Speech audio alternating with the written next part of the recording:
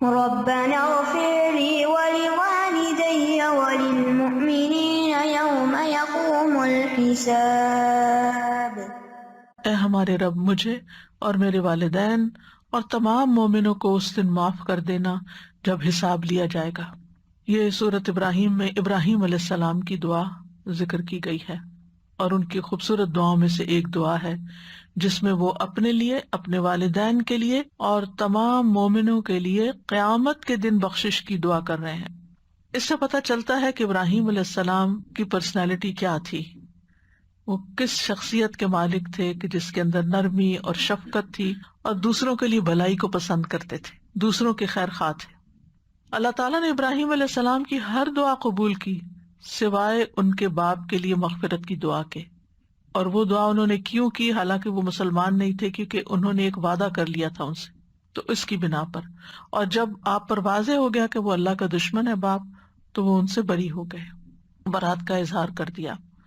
سورۃ مریم میں آتا ہے قال سلام علیک ساستغفر لک ربی انہ کان بی حفیا، باپ کو کہا آپ پر سلامتی ہو، میں اپنے رب سے آپ کے لیے ضرور بخشش کی دعا کروں گا، بے شک وہ ہمیشہ سے مجھ پر بہت مہربان ہے۔ تو یہ تھا وہ وعدہ جس کی وجہ سے انہوں نے دعا کی تھی، اور انہوں نے اس کو پھر پورا کیا، جس کا ذکر سورۃ توبہ میں آتا ہے وَمَا كَانَ اسْتِغْفَارُ إِبْرَاهِيمَ لِأَبِيهِ إِلَّا عَن مَّوْعِدَةٍ وَعَدَهَا إِيَّاهُ، اور ابراہیم علیہ السلام کا اپنے باپ کے لیے بخشش مانگنا نہیں تھا مگر اس وعدے کی وجہ سے جو انہوں نے اس سے کیا تھا۔ تو وعدہ اگر آپ کسی کافر سے بھی کرتے ہیں، اللہ کے دشمن سے بھی کرتے ہیں، تو اس وعدے کو پورا کرنا چاہیے۔ تو اس دعا سے بھی پتہ چلتا ہے کہ اللہ تعالیٰ سے بخشش مانگتے رہنا چاہیے، کیونکہ انبیاء نے بھی بخشش کی دعائیں کی اور ہمیں ان کی پیروی کرنی چاہیے۔ ابن کثیر کہتے ہیں ہر دعا مانگنے والے کو چاہیے کہ وہ اپنے لیے، اپنے والدین کے لیے اور اپنی اولاد کے لیے دعا کرے، یعنی اپنی دعاؤں میں والدین کا لازماً حصہ ہونا چاہیے، کیونکہ آپ اپنے والدین کی کمائی ہیں، اور والدین کا احسان بھی بہت بڑا ہے، اور اس لیے بھی کہ پیغمبروں نے بھی اپنے والدین کے لیے دعائیں کی، اور اس کے علاوہ باقی مومنوں کے لیے، کیونکہ اللہ سبحانہ وتعالیٰ جب کوئی بندہ کسی مومن کے لیے دعا کرتا ہے تو اس کی دعا قبول کرتا ہے، یعنی غیبانہ دعا قبول ہوتی ہے، فرشتہ اس پر آمین کہتا ہے، اور پھر دعا مانگنے والے کو بھی وہ چیز واپس ملتی ہے۔ تو کسی کے لیے دعا کرنا کسی پر احسان نہیں ہے، یہ دراصل اپنے ساتھ ہی نیکی ہے، کیونکہ خیر ساری اپنی طرف پلٹ آتی ہے۔ پھر اسی طرح مسلمانوں کے لیے، مومنوں کے لیے دعا کرنا محبت بڑھانے کا ذریعہ ہے۔ آپ جس کو دعا دیتے ہیں وہ خوش ہو جاتا ہے، آپ اس کا دل خوش کر دیتے ہیں، آپ اس کا کسی نہ کسی حد تک کوئی حق ادا کر دیتے ہیں، اور اس سے آپس میں ایک تعلق بنتا ہے۔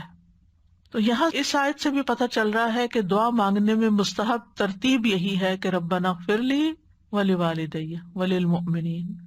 ٹھیک ہے۔ اسی طرح نبی صلی اللہ علیہ وسلم کو اللہ سبحانہ وتعالیٰ نے فرمایا واستغفر لذنبک وللمؤمنین والمؤمنات، آپ اپنے قصور کی بھی بخشش مانگیے اور مومن مردوں اور مومن عورتوں کے لیے بھی بخشش مانگیے۔ تو اس سے یہ پتہ چلتا ہے کہ پیغمبروں نے صرف اپنے لیے نہیں استغفار کیا بلکہ سب کے لیے کیا، تو ہمیں بھی ایسا ہی کرنا چاہیے، اور یہ اکثر ایسا کرنا چاہیے، لیکن کبھی ایسا نہ بھی کیا جائے تو کوئی حرج نہیں۔ یعنی بعض دعائیں آپ دیکھیں کہ اس میں نبی صلی اللہ علیہ وسلم صرف اپنے لیے دعا کر رہے ہیں، تو اس میں انسان کو آکورڈ فیل نہیں کرنا چاہیے کہ میں نے یہ دعا سب کے لیے نہیں کی یا وہ دعا سب کے لیے نہیں کی۔ مثلا بخشش کی آپ نے سب کے لیے کر لی، ایک اور دعا میں بھی آتا ہے ربنا اغفر لنا ولاخواننا الذین سبقونا بالایمان ولا تجعل فی قلوبنا غلا للذین آمنوا ربنا انک رؤوف رحیم۔ تو اس دعا میں بھی آپ اپنے بھائیوں کے لیے دعا کرتے ہیں جو آپ سے سبقت لے گئے ایمان میں، اور ان کے لیے دل میں کوئی گرج نہ ہو۔ لیکن آپ دیکھیں کہ جب ہم کہتے ہیں ربنا آتنا فی الدنیا تو جمع کا صیغہ استعمال کرتے ہیں، آپ سب میں جمع کر لیتے ہیں، لیکن کبھی کبھی کچھ دعائیں سنگولر بھی ہوتی ہیں، ٹھیک ہے، تو اس میں صرف آپ اپنے لیے وہ چیز مانگ رہے ہوتے ہیں، کیونکہ آپ کو اپنے لیے وہ اس وقت شدید ضرورت ہوتی ہے اس دعا کی۔ تو اس میں کسی قسم کا گلٹ نہیں ہونا چاہیے کہ ہم خود غرض ہیں، صرف اپنے لیے مانگ رہے ہیں، دوسروں کے لیے نہیں مانگ رہے، کبھی ایسے بھی مانگ سکتے ہیں، جیسے آپ صلی اللہ علیہ وسلم نے حضرت انس کے لیے الگ سے دعا کی، حضرت ابن عباس کے لیے کی، دیگر صحابہ کو دعائیں دی، آگے میں کچھ کا ذکر بھی کروں گی. تو آپ صلی اللہ علیہ وسلم مختلف مواقع پر لوگوں کو دعائیں دیا کرتے تھے، لیکن وہ اسپیسیفکلی ان کے لیے دعا ہوتی تھی، سب کو اس میں نہیں شامل کرتے تھے، اور کبھی سب کو بھی شامل کیا ہے. تو دونوں طرح سے ہی درست ہے. اور پھر یوم یقوم الحساب کے لفظ سے بھی پتہ چلتا ہے کہ ہمیں آخرت کی امور کی فکر کرنی چاہیے، دنیا سے بھی زیادہ اپنی آخرت کی فکر ہونی چاہیے. اور پھر یہ دعائیں ہمیں بہت کچھ سکھاتی ہیں. ان دعاؤں کا ڈیٹیل میں مطالعہ بھی کرنا چاہیے. الحمدللہ اللہ کی توفیق سے ہم مسلسل ایسا کر رہے ہیں کہ ان دعاؤں کو ڈیٹیل سے پڑھ رہے ہیں، تو ان کے معنی بھی سمجھنے چاہیے، ان کی ترتیب بھی سمجھنی چاہیے، ان کی حکمت بھی سمجھنی چاہیے، اور ان کی پیروی بھی کرنی چاہیے کہ کس طرح انتہائی مختصر الفاظ کے ساتھ بہترین خوبصورت عبارت کے ساتھ دعائیں مانگی گئی ہیں. یعنی آپ نے اگر دنیا میں کسی سے کچھ مانگنا ہو، انسان ہے نا، ضرورت پڑ جاتی ہے، تو آپ کو کس طرح مانگنا چاہیے، کس طرح سوال کرنا چاہیے، کتنی بات کرنی چاہیے، اور الفاظ کا کیسا چناؤ ہونا چاہیے. مثلاً آپ لوگوں کو دین کی طرف بلاتے ہیں تو اس وقت بھی ادعو الی سبیل ربک بالحکمت والموعظۃ الحسنۃ، اپنے رب کی طرف بلاؤ حکمت کے ساتھ اور اچھی نصیحت کے ساتھ، یعنی خوبصورت الفاظ میں، خوبصورت انداز میں. یہ نہیں کہ ڈنڈا لے کے آپ دوسروں کے سر پہ سوار ہو جائیں کہ آپ کریں یہ کام جو ہم آپ کو کہہ رہے ہیں. تو یہ بہت ضروری ہے کہ انسان ادب سیکھے. صرف علم حاصل کرنے سے فائدہ نہیں ہوتا جب تک اس کے ساتھ ادب نہ ہو، حکمت نہ ہو، کیونکہ ادب اور حکمت کے بغیر علم بعض اوقات خطرناک ہو جاتا ہے. اگر آپ کے پاس ایک چھری ہے لیکن آپ نے چلانے کا ڈھنگ نہیں سیکھا تو آپ اپنے آپ کو بھی کاٹ لیں گے اور دوسروں کو بھی مار دیں گے. تو جہاں علم حاصل کرنے کے بہت سے فائدے ہوتے ہیں، وہاں اس کو ہر جگہ جا بے جا بغیر حکمت کے استعمال کرنا، اور کبھی ضرورت سے زیادہ ڈوز دے دینا اور کبھی کچھ بھی نہ کہنا، یہ بے اعتدالیاں بھی نقصان دیتی ہیں. تو بہرحال ان دعاؤں سے پتہ چلتا ہے کہ اپنے علاوہ ہمیں دوسروں کے لیے بھی بخشش مانگنی چاہیے.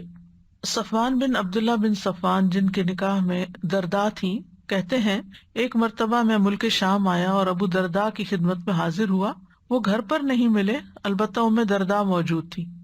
انہوں نے مجھ سے پوچھا کیا تمہارا اس سال حج کا ارادہ ہے؟ میں نے کہا جی ہاں. تو انہوں نے کہا ہمارے لیے بھی خیر کی دعا کرنا، کیونکہ نبی صلی اللہ علیہ وسلم فرمایا کرتے تھے کہ مسلمان اپنے بھائی کی غیر موجودگی میں اس کے پیٹھ پیچھے جو دعا کرتا ہے وہ قبول ہوتی ہے، اور اس کے سر کے پاس ایک فرشتہ اس مقصد کے لیے مقرر ہو جاتا ہے کہ جب بھی وہ اپنے بھائی کے لیے خیر کی دعا مانگے تو وہ اس پر آمین کہتا ہے، اور یہ کہتا ہے تمہیں بھی یہ نصیب ہو.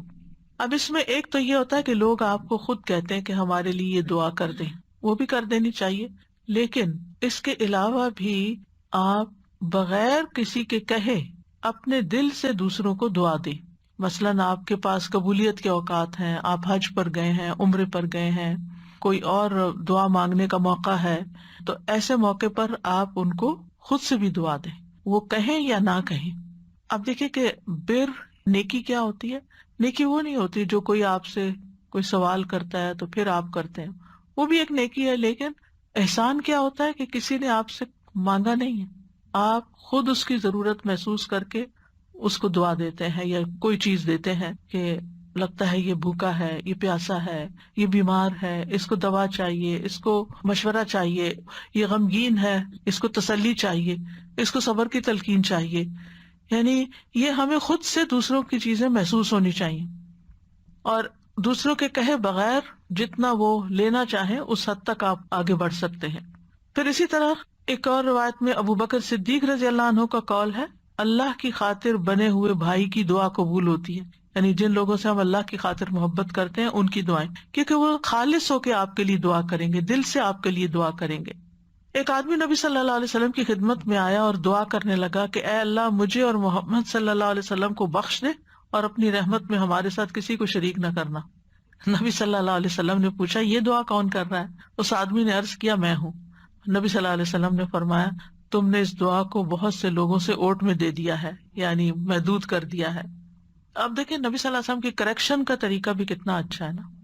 یعنی تم نے اس طرح کیا تو دیکھو بہت سے لوگ محروم ہو گئے.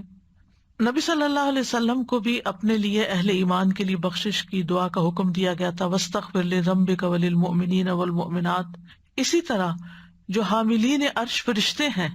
وہ بھی اہل ایمان کے لیے بخشش کی دعائیں کرتے ہیں۔ الذین یحملون العرش ومن حولہ، وہ فرشتے جو عرش اٹھائے ہوئے ہیں اور جو عرش کے ارد گرد ہیں،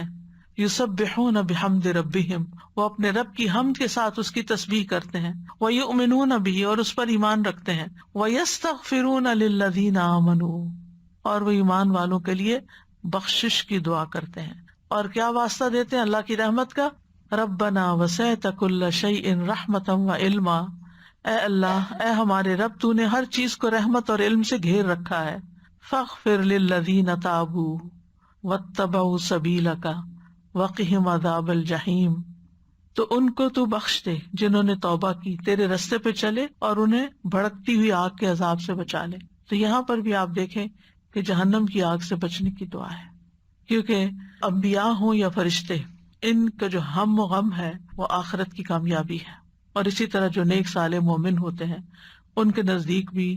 دنیا کے غموں سے بڑا غم آخرت کا غم ہوتا ہے کہ وہاں کیا ہوگا، یہ یہاں کی زندگی تو گزر جائے گی، وہاں کیا بنے گا۔